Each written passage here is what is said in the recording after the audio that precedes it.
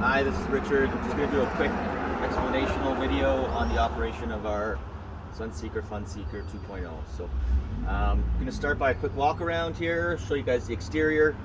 Small silver key is going to operate all of your compartments. So this compartment here has a cover for the front windshield. It's going to loop around the exterior of the windshield, hook into the door frame so that you have some privacy while you're camping, and it'll keep the light out in the morning. Same key operates all of the housing compartments for storage, so it's another small compartment here for storage, another one here for storage as well, and then your primary storage is going to be in the rear compartment. Inside this compartment we do include a table and a mat for your camping experience. If you're going to use the table, please ensure that you don't have standing objects in front of the exhaust vents for the furnace and the hot water tank.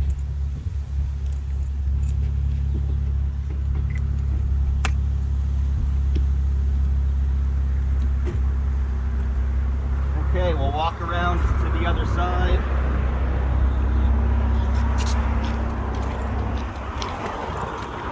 In this side of your primary storage, you're going to have leveling blocks. It's important that the RV is level while you're camping and stationary for fridge operation. Eyeball it as closely as possible, make sure you're comfortable, and that should be sufficient. We also include a freshwater hose if you need to add water to the unit, an extension cord for 15 amp power if required, and then your primary power cable is here. Included is a 15 amp plug converter.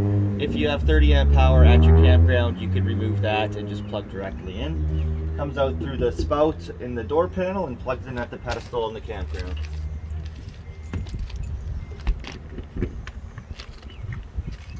Okay, your freshwater intake is the top one here. This just comes off.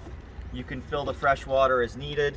And then you've got city water connection here. Please do not use the city water connection. Campgrounds don't have their lines pressurized to match what motorhome standards are in most cases, and you could do some damage to the unit. So fill the fresh water as needed and use the pump inside.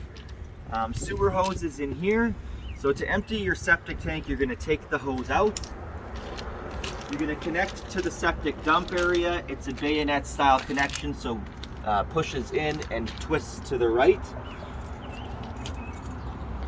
You'll open this compartment and then you can release the valves.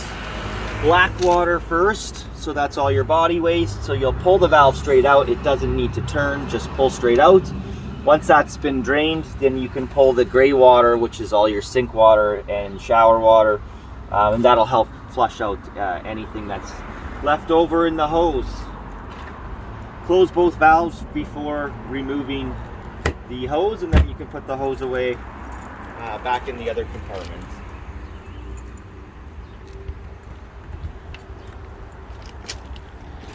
Okay, propane fill is here. You'll be filling propane at the end of your trip. The gas station attendant will do it for you, so just drive up next to it. Ensure they've got propane fill for RVs. Generator is in this compartment. There's a start switch inside, so you won't need to access that either. And standard gasoline required. So standard gasoline fill is here. We'll walk around back to the front. I'll show you how to operate the awning quickly, and then we can move inside. So to operate the awning, you will require a tool that's provided in this compartment. So it is manual.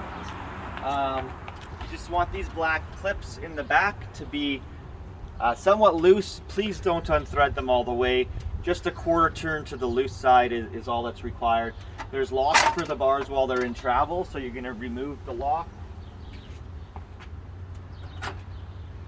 Okay, once that's completed, all you need to do is flip this little knob to the roll down position, hook the tool into the strap, and just pull it out all the way. Once it's spin out, these bars will roll up into the top. Again, make sure these are loose or they won't roll freely or slide freely. And then once they're in that position, you can go ahead and tighten these bars up. Okay, so just a quick tighten turn, and they'll be good to go. And then you can bring it up into the desired position for your trip. And then do the same thing on this side. This will slide all the way up. Lock it into position.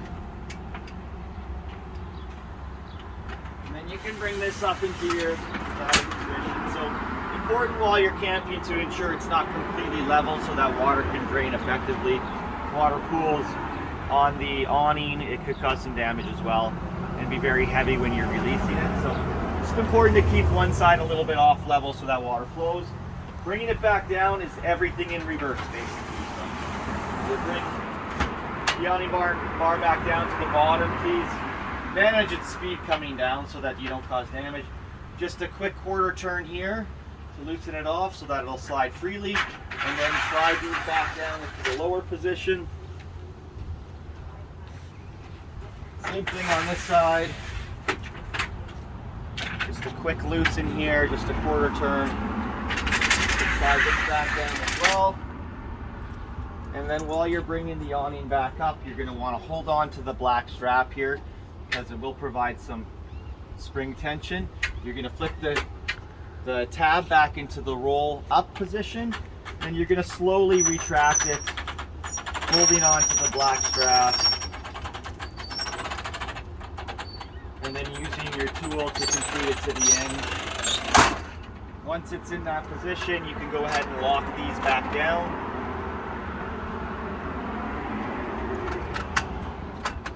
And then just tighten up the black locks so that they don't actually fall out while you're in transit.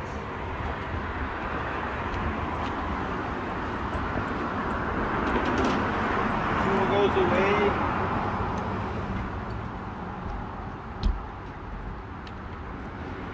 Awning instruction is complete. So to access the housing unit, there's two keys. Only got one locked here, bottom one. You can open it up. There's a black clip on the exterior here that you can lock the door into place and keep it open if you'd like. And then the 12-volt disconnect while you're traveling is going to stay in the on position. If it's going to be parked for a long period of time, you can turn it to the off position. There is a light switch for the exterior light here. We'll move into the units. So your main control panel is going to be here.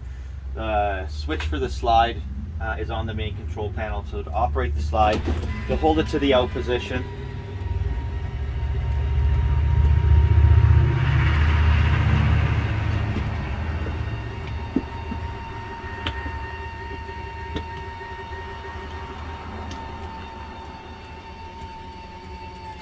Until it clicks a few times, and then you can stop and it's fully out. Hot water heater is here, it's to the on position. Your water pump is here in the on position. Those can stay on for your entire trip. Arctic pack will only be required in sub-zero temperatures. Living room and kitchen light switches are here. You can keep these in the on position and operate them manually at the fixtures themselves, or you can keep those on and operate them from the control panel. It's your choice. Generator start is here. And then your tank levels are here. So battery condition, fresh water tank, gray water tank, black water, and propane. Okay, so to start the generator, we're going to hold the switch to the prime position until the light turns on for approximately 3 seconds. And then you can hold the switch to the start position until the generator fires up. It takes about 30 seconds for the power to actually engage in the unit. Once the power has been engaged, your microwave will operate, your coffee maker will operate, and your air conditioner unit will operate as well. Temperature control for the unit is back at the thermostat. While you're driving, there is a rear fan in the cab that will blow air, hot air or cold air, depending on the temperature, out a floor vent in the rear, so you won't need to operate this while you're driving, just while you're camping. So 3 modes. Keep the fan in auto, that way the air conditioner fan will turn off and on as needed. Cool and furnace, and set to your desired temperature. Fridge operation. You're going to want to keep the fridge in auto your entire trip. And again, if you're going to be stationary on a slope for a long period of time, please ensure that the fridge is turned off. While you're camping, stay level. While you're driving, there will be enough movement in the vehicle to ensure everything flows effectively through the pipes. The bathroom operation is pretty standard. RV toilet paper only. We provide lots for your trip. It's going to be a full foot depression to flush, and then an up to fill the bowl. Shower operation is fairly standard to every shower appliance, hot and cold tap. Ensure that while you're traveling, the screen is to the closed position so it doesn't slam around. Stove operation is by lighter. One's provided for you. You'll turn it to the light position, and then you can go ahead and light the burner, and then just ensure that you turn it to the off position once completed. If you have small children, the gas will flow, the propane will flow if they turn the knobs, so please ensure that you monitor that situation. There is a propane carbon monoxide sensor, so if for some reason it were left open, that sensor would engage. Table operation, there is a lever on the table to bring it down. So just flip the lever to the left, the table will slide down, stand on some blocks, and then you can use the cushions as a mattress while you're traveling. All the way to the up position, and then just flip that lever back over into the lock position. To turn the generator off, you'll depress the generator to the stop position. To bring the slide back in, we're going to do it in reverse to the in position.